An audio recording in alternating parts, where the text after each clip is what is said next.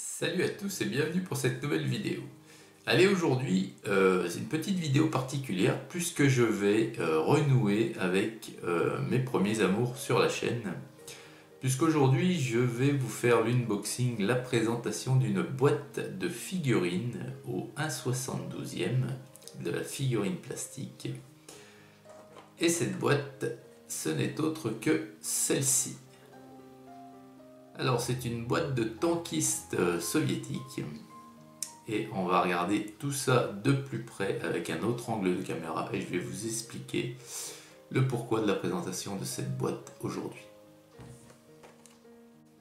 Alors, là voilà cette petite boîte de figurines de marque HAT, donc WW2 Russian Tank Riders.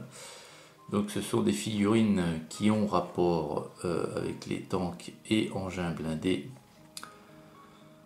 soviétiques. Donc là c'est marqué WW2, Seconde Guerre mondiale. Je pense que certaines figurines peuvent également apparaître avec des engins de la plus récents. Voilà. Plus anciens, excusez-moi. Alors première constatation. Ça faisait des plombes et des plombes que je n'avais pas acheté une boîte de figurines, pas de marque HAT, mais de figurines en général. Et j'ai été surpris par la taille du boîtage.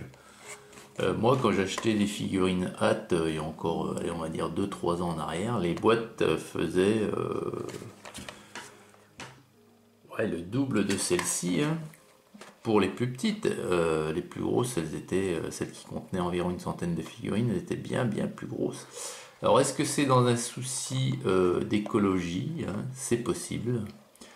Donc les habitués d'achat de boîtes de figurines, vous pourrez peut-être m'éclairer en commentaire à ce sujet. En tout cas, si c'est par souci écologique, c'est très bien. Alors dans cette boîte, il y a donc 44 figurines, c'est la référence 8263, on est bien sûr du 1/72, donc ici vous avez le titre de la boîte en plusieurs langues, ici vous avez énormément de choses, mais il n'y a pas une seule fois où c'est écrit en français, donc on va retrouver le français ici, voilà, donc c'est des précautions d'usage, et ici nous avons donc les différentes poses et vous l'aurez compris, vous voyez, il n'y a pas réellement à proprement parler de figurines au combat ici, puisque ce sont en règle générale des figurines qui sont assises, en position d'attente, en position de transport. On a également carrément des pilotes et hommes d'équipage de chars ou d'engins blindés. Donc on va regarder ça de plus près.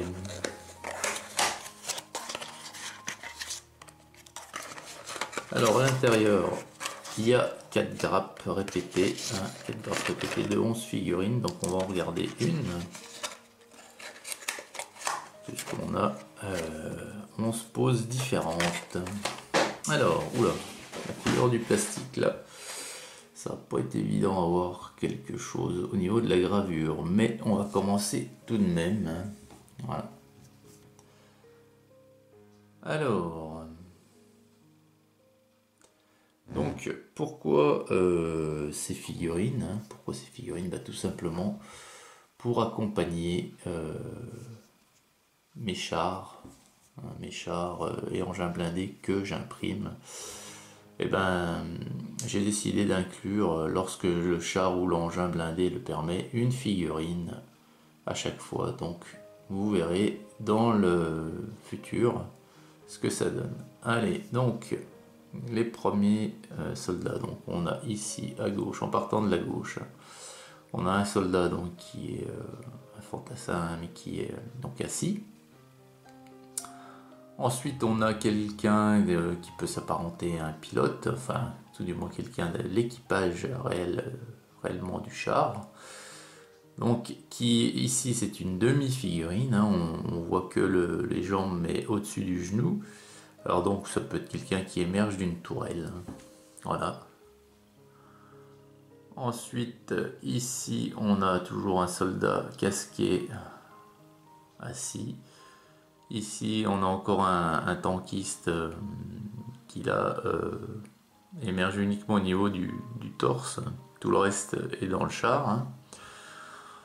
Encore un soldat ici qui est assis au repos. Donc ici, il a un béret, non pas un casque. Là, c'est un soldat qui a une casquette, hein, qui est lourdement armé. Alors c'est pas évident avec la couleur de ce plastique de voir réellement les gravures, mais bon, vous verrez une fois peint ce que ça donne. Et la deuxième partie de la grappe ici. Alors donc là ici on a encore un gars qui est toujours en partant de la gauche, qui est assis avec une jambe pendante.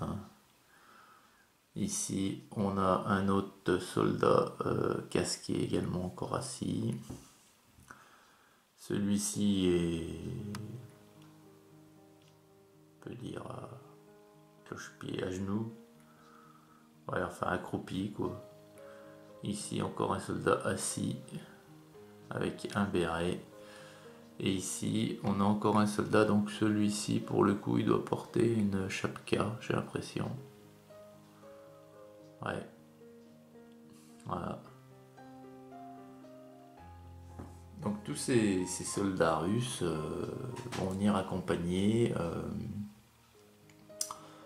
mes futurs chars soviétiques et engins blindés soviétiques. Alors je dis les futurs, pourquoi? Parce que ces figurines je vais les peindre bien entendu à la demande, hein, mais surtout je vais les coller sur les chars, donc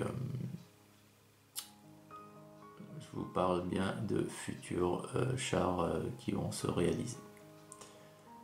Donc voilà pour ces figurines hein, qui ont l'air de fort belle facture. Hein. Après, je vous le répète, cette couleur de plastique vert, quasiment vert fluo, n'aide pas à l'identification vraiment de la gravure. Elles sont bien notées hein, sur le site de PSR. Hein. Donc on verra ça. Plastic Solder Review, hein, PSR, hein, c'est la bible de la figurine OS72. Alors à savoir que il existe des références également pour les tankistes allemands, anglais, enfin britanniques et américains. J'ai réussi à trouver, et je suis en attente de livraison des tankistes américains et britannique, mais par contre la référence allemande est introuvable. Donc si quelqu'un parmi vous a cette référence et qu'il souhaite s'en débarrasser, ben, contactez-moi. Voilà.